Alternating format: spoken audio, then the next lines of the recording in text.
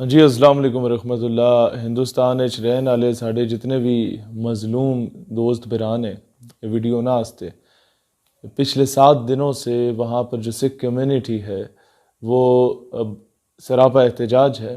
पहले सिर्फ पंजाब में और अब पूरे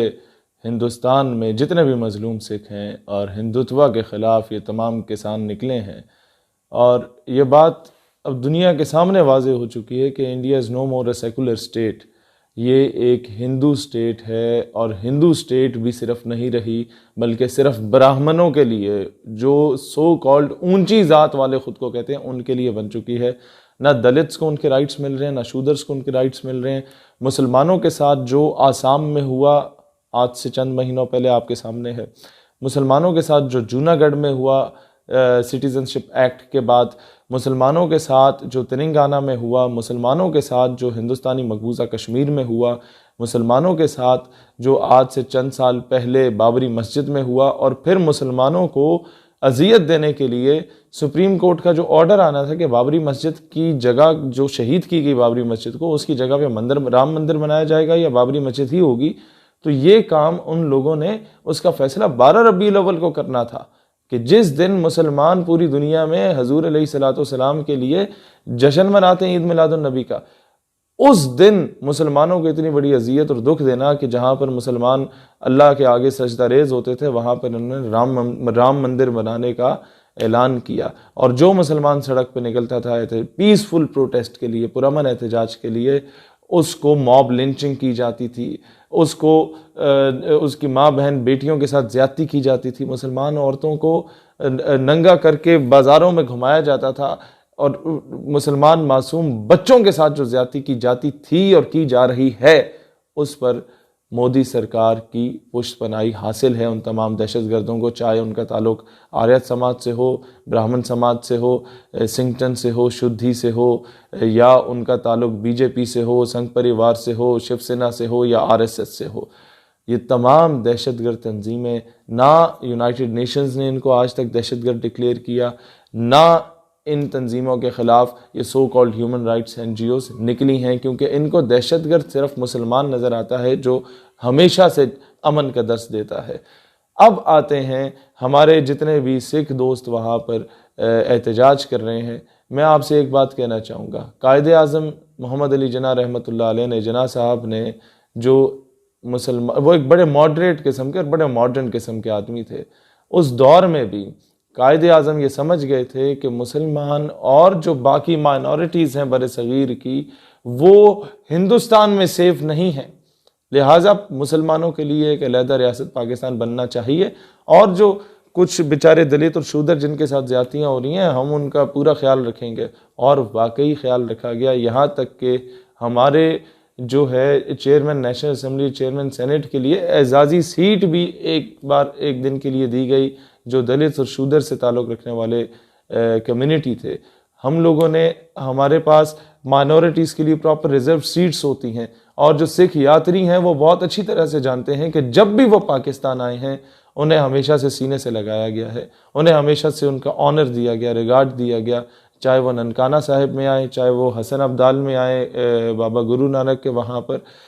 पंजा साहब आए, जहाँ पर भी वो आए उनको प्रॉपर ऑनर दिया गया। पाकिस्तान ने ये सारा कुछ किया जो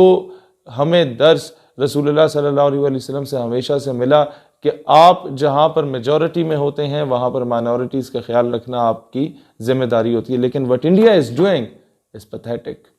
हिंदुस्तान ने 1984 में सिखों के साथ क्या किया, हिंदुस्तान ने 1992 में मुसलमानों के साथ क्या किया, मक्का मस्जिद के साथ क्या किया, बाबरी मस्जिद के साथ क्या किया, पूरे हिंदुस्तान के हिंदू एक्सट्रीमिस्ट इकट्ठे हुए और उन लोगों ने आके बाबरी मस्जिद की एक एक ईंट को शहीद किया, मुसलमान औरतों के साथ ज्यादती की, मुसलमानों को कहा कि जी तुम राम राम बोलो, जो ना बोले उसको उसका सर कलम कर दिया जाता था, उसका सर जो है वो काट दिया जाता था, गर्दनें उड़ा दी जाती थी। और हिंदुस्तानी पुलिस और उसकी आर्मी देख रही थी कि हिंदुस्तान के मुसलमानों के साथ क्या हो रहा था। मुसलमानों का सबसे बड़ा मैं समझता हूं जो कसूर था, सिटीजनशिप एक्ट के बाद जब वो पूरा हिंदुस्तान का मुसलमान सड़क पे निकला तो उन्होंने यह मुतालबा नहीं किया कि अब हम हिंदुस्तान के साथ मजीद सर्वाइव नहीं कर सकते इन दहशतगर्दों के साथ, अब एक अलहदा रियासत और बनने की ज़रूरत है। तो नतीजे में क्या हुआ, जब उन्होंने ये कुछ नहीं कहा, वो बार बार बेचारे मरते वक्त भी ये कहते हैं कि जी तिरंगे में, जब तक हम लोग तिरंगे में दफन नहीं होते हम लोग खुद को हिंदुस्तानी प्रूव नहीं कर सकते। सारी ज़िंदगी हमें ताना मिलता रहता है कि जी तुम लोग पाकिस्तानी हो। वो जब ये नहीं हुआ, वो कैंपेन इस नहज पे नहीं पहुंची, तो हिंदुओं ने उस कैंपेन के ख़त्म होते ही मुसलमानों के साथ जो करना शुरू किया, ये पूरी दुनिया इससे वाकिफ़ है। तो सिखो, मैं तुम लोगों से भी कहता हूँ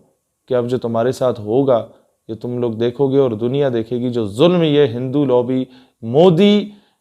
हिंदुस्तान का वजीर आज़म नहीं है, मोदी सिर्फ हिंदुओं का वजीर आज़म, और हिंदुओं में भी दलित्स और शूदर्स का वजीर आज़म नहीं है। इस्लाम में आपका प्रधानमंत्री, जिसे वजीर आज़म कहा जाता है, अगर वो मस्जिद में जाता है और उससे पहले उसका ड्राइवर या उसका चौकीदार पहुंचता है तो वो पहली सफ़ में होगा, और प्रधानमंत्री जो है आपका वो छठी सातवीं सफ़ में होगा। लेकिन वहां पर क्या होता है कि किसी ब्राह्मण के जो मंदिर है वहां पर कोई शूदर या दलित नहीं जा सकता है। This is the basic difference. और यही बेसिक बुनियाद थी कि जो दलित और शूदर्स को राइट्स नहीं दे सकते थे, वो मुसलमानों को कैसे राइट देते। तो कायदे आजम ने तो एक अलहदा रियासत की जो है वो डिमांड कर दी। अब सवाल ये पैदा होता है कि हमारे जितने भी सिख दोस्त हैं,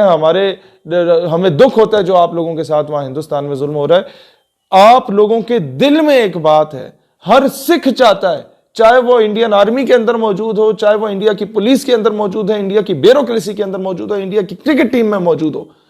वो बेचारा अंदर से चाहता है कि there should be a separate homeland for Sikhs in the subcontinent. वो चाहता है कि खालिस्तान बने, लेकिन वो बेचारा डर के मारे बोल नहीं पाता। सिखो, अभी तुम लोगों को ये डर दूर करना पड़ेगा, जिस तरह मुसलमानों ने ये डर आज से 72 साल पहले दूर किया। शहादतें मिली,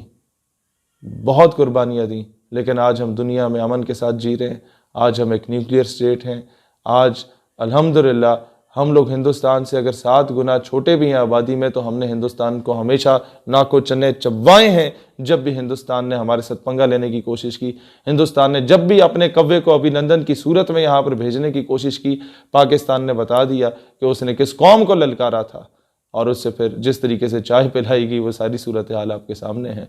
लेकिन फिर भी पाकिस्तान ने उसकी मूंछें नहीं काटी कि दुनिया को फिर भी अमन का ही पैगाम हम लोग दें। लेकिन अब ये देख लें, जो इज्जत से हम जी रहे हैं, अगर चाहते हैं कि आप लोग भी इज्जत से जिएं, आप लोगों के साथ ज्यादतियां ना हो, तो अब इस सारी मूवमेंट में आपके पास बेहतरीन मौका है कि हिंदुस्तान से अलहदगी की बात करें। जहां जहां मुमकिन हुआ, इंशाल्लाह जो दुनिया में अमन पसंद लोग हैं वो आपकी इस तहरीक का साथ देंगे इंशाअल्लाह ताला। खालसा खालिस्तान का, कश्मीर पाकिस्तान का, पाकिस्तान हमेशा जिंदाबाद।